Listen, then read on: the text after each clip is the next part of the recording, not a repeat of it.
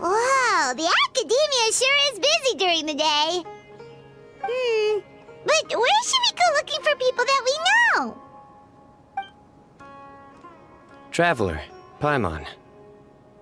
Cyno! It's been so long since we last saw you! Welcome back to Sumeru City. I'm delighted to meet you again. So, what brings you back here? Oh, nothing in particular. Paimon just saw a really big mushroom out on the road the other day and suddenly missed all our friends in Sumeru. Funnily enough, we were reminiscing about you recently too. It was at a group dinner. I look forward to hearing about your travels. Something tells me we must have a lot to catch up on. Really? You were thinking of us too? What a coincidence! Indeed. Or as I call it, the Biryani factor.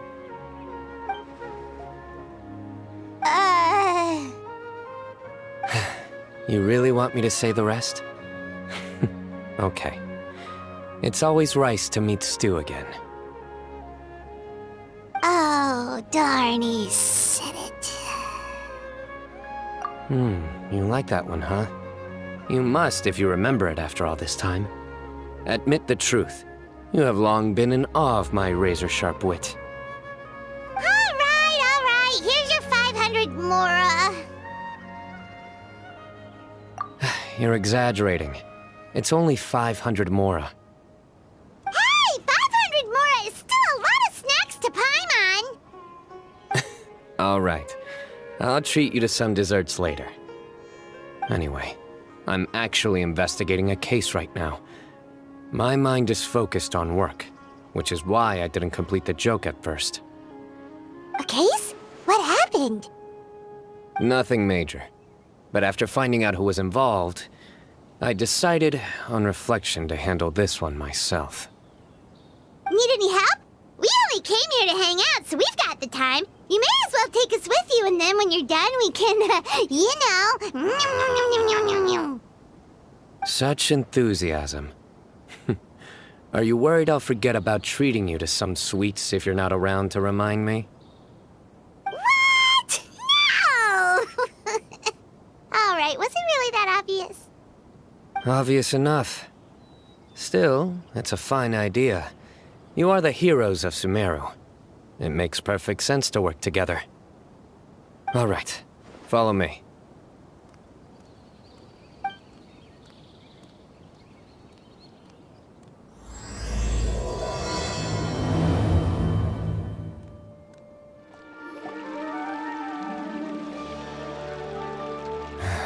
Do you see him? The old man flailing around? Oh, is he the one you wanted to talk to about the case? Correct. His name is Cyrus, a former Spontamot sage. He taught both me and Lisa. Huh? Cyno's teacher is in trouble? It's ridiculous. I'm just an old man who enjoys a spot of gardening, shopping, and wine. What sort of person targets an old retiree? Professor, I've brought some friends.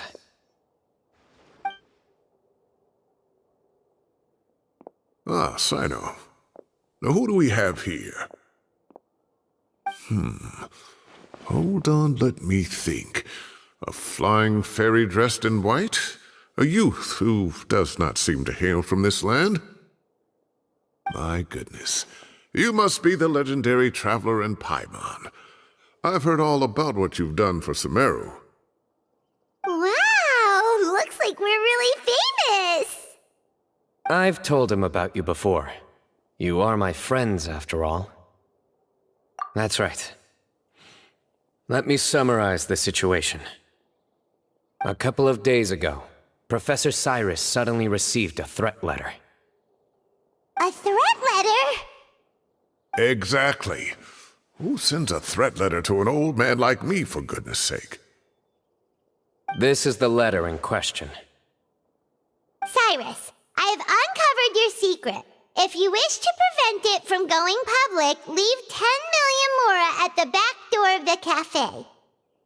Secondly, don't come looking for me. You'll never find me.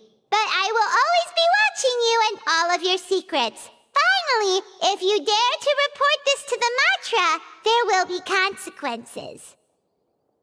Wow, they sure didn't mince their words. Clearly, this person must be desperate for Mora. 10 million Mora, what a joke. I'm just a single retiree with nothing to my name beyond the tomatoes in my garden. Where do people think I'm hiding 10 million Mora, huh? In my tomatoes? There were no witnesses, so currently the letter is all we've got. So, Traveler, Paimon, let's put our heads together. Paimon's ready too! All right, take a look.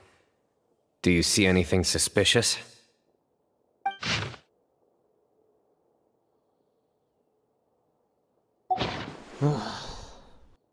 A juzgar por la descripción, la carta no fue enviada en un sobre. El delincuente escribió la carta en un papel bastante tosco y la dejó para que Cyno la encontrara. Very good. The paper has a rather rough texture.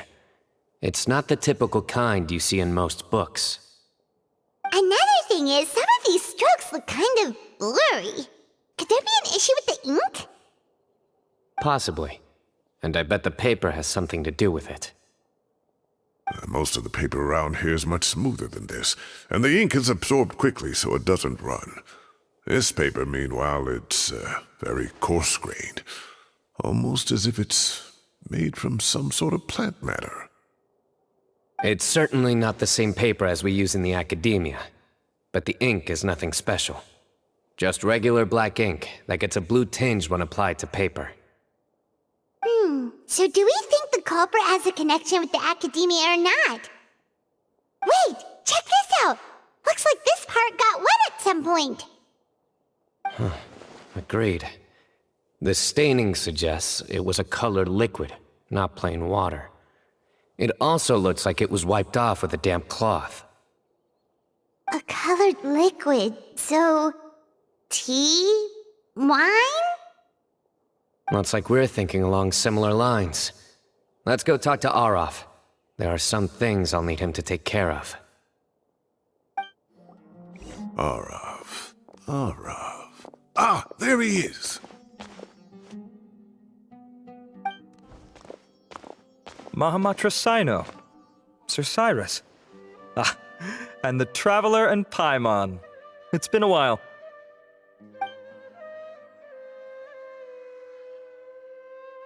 As such, I'm inclined to believe that the culprit in this case is a student at the academia. Somebody young and strapped for cash. Oh, one last thing. I'd start your investigation by taking a look at the cafes in the city. Oh, of course! You think the culprit spilled their coffee on the ladder, huh? They do look like coffee stains to me. Also, if I'm not mistaken, the letter is written on a type of scented paper that has aromatics added during the manufacturing process. The kind often provided as writing material for customers in cafes and taverns. Ah, of course. Yes, like they sell in the gift shops. I remember now. Zaha Hadid bought some a while back.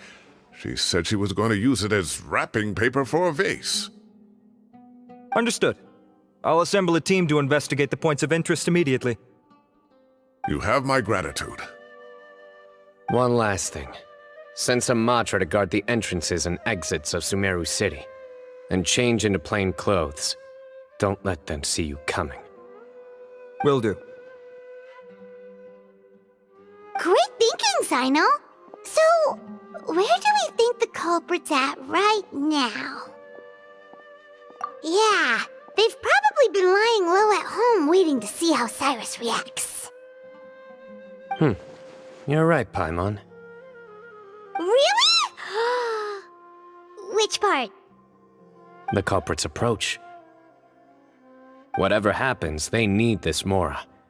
But just because they warned Professor Cyrus not to go to the Matra, doesn't mean they know what he'll do next. So, like you said, they need to wait and see. And crucially, The culprits said they'd be watching the professor's every move. Huh? Wait, are you saying...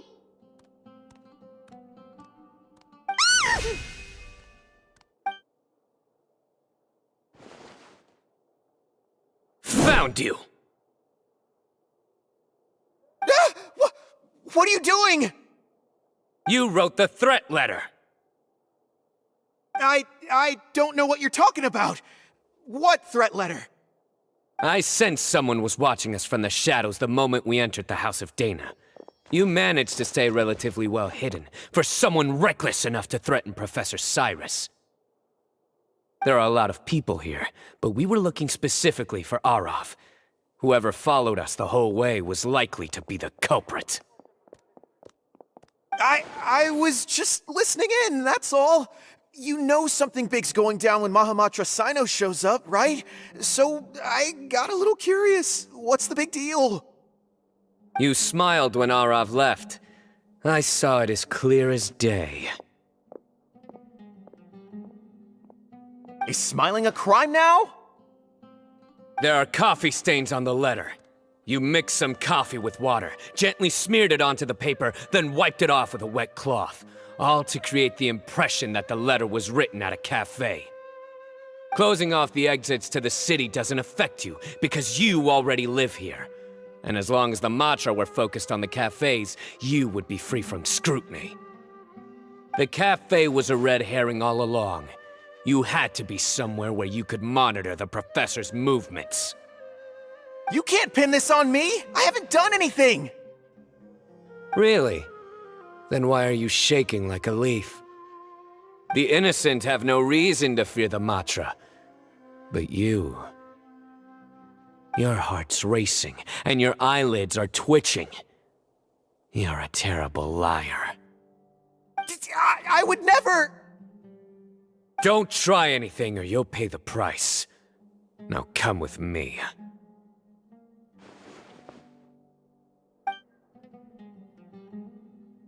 Well, that was over quickly. Cyno already caught the guy. You're telling me. One minute I go out for a quick smoke, the next minute I see Arav already on his way back to meet up with Cyno. Looked like a young guy, too. Couldn't have been much more than 30. But after what he's done, I'm afraid he's ruined his whole future. Everyone, it's all over. Gosh, that was so fast! The culprit's name is Uraka, a 16-year-old student in the Rataoist Darshan. Huh? 16? Cyrus thought he looked 30-something! We checked his records. He's 16, a third-year student. But he looks so old. Yeah, seriously! Foolish child. He's too young for the criminal life. What the devil drove him down this path? We questioned the culprit regarding his motives. Oh, just spit it out. Nothing can surprise me at this point. Very well. It's our understanding that Uraka is a mediocre student who has been underperforming in his classes. He started taking extra tutoring to improve his grades, but developed a gambling habit around the same time and lost a lot of mora. Down on his luck, he went to the tavern for a drink and overheard some people chatting about Sir Cyrus's comfortable retirement. They mentioned that he's always arguing about his tomato plants with some old woman on the street. Some old woman on the street? Goodness gracious, has that rascal attended a single one of his classes? That old woman is Kasharwar's very own Professor, Zaha Hadi. How can he not know who Zaha Hadi is? Is this going somewhere? Oh, right, yes. So another thing. We don't just argue about tomato plants. And what are they trying to insinuate by comfortable retirement? A man grows a few vegetables and suddenly he's living a life of luxury? Maybe it's more the fact that you have the time to grow vegetables in the first place. Uraka mentioned he'd heard a rumor, alleging that Sir Cyrus illegally obtained a large sum of money from the desert before retiring, and kept it for himself instead of reporting it to the academia. Araka believes this money to be the reason why Sir Cyrus hasn't kept up with any academic research or other projects since his retirement. And given your advanced age, he thought you'd be an easy target to blackmail. Oh, Araka. I'm at a loss for words. I'm so angry I don't know where to start. People make up rumors all the time. I am quite confident that Professor Cyrus has never embezzled a mora in his life. Arav, you'll have to find some excuse to interrogate Araka again later. I need you to deliver a few firm fistfuls to him on my behalf. I completely understand how you feel, Sir Cyrus, but I'm afraid that course of action goes against the Matra's principles. Professor, there's no need to be childish about this. Oh, come on. I was clearly joking. Okay. Where does this go from here? The Academia will determine the appropriate disciplinary action against the student. And as for the individuals spreading rumors about the professor's obsession with tomatoes and some old woman on the street, there could be a slander case here. Who said I'm obsessed with some old woman on the street? Mind your wording or you'll start a whole new rumor. You seem confused. Oh, don't you understand? Uraka is just a young boy who made a very rash and very stupid decision based on some groundless rumor he heard. Besides, I didn't actually hand over any mora to him. The whole thing sounds a lot worse than it is. All it costs me is a little reputational damage. That's all. Please rest assured, Professor, that the Academia will issue a fair and reasonable punishment. Yes, I have no doubt about that. But as a former educator, I'd still like to have a serious conversation with the boy's parents. The family lives in the city, yes? Correct. We looked into the family. Both parents are merchants and they're often away on business. They've never taken much of an active role in their children's lives. Oh, what a mess. You don't have to seal the evidence away yet, do you? I'd like to have that letter back for the time being, if possible. I need something concrete for when I talk to the family tonight. We have to show them how serious this situation is. The relevant authorities have already reviewed the evidence and are now discussing Araka's punishment. You can hold on to the letter for now. Just make sure to return it within a couple of days.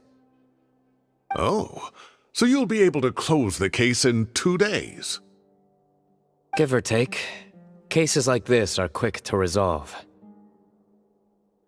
Very good. Well, thank you for all your help. Perhaps we can all go for a meal together. Oh, my treat, of course. My apologies, Sir Cyrus, but I have a prior commitment. Enjoy the meal, everyone. Ah, I see. Well, that's a pity. But Cyno, you have to come. You found the culprit at record speed, and I owe you for that. Ah, and isn't Tighnari in town at the moment? Bring him along, too. Wait, you mean Tighnari's in the city? He is. Tighnari's master, Sir Nephis, called him and Kale to the Academia to help out on a project. They should be at Nephis's office at this hour. Though I must say, I'm surprised you're extending an invitation to Tighnari. Did you do something to offend Sir Nephis? Don't be outrageous. Nephis offends me all the time. It's never the other way around. Anyway, hurry up and fetch Tighnari. I'll head over to the tavern with the Traveler and Paimon. See you there. Go on now. Don't keep us waiting.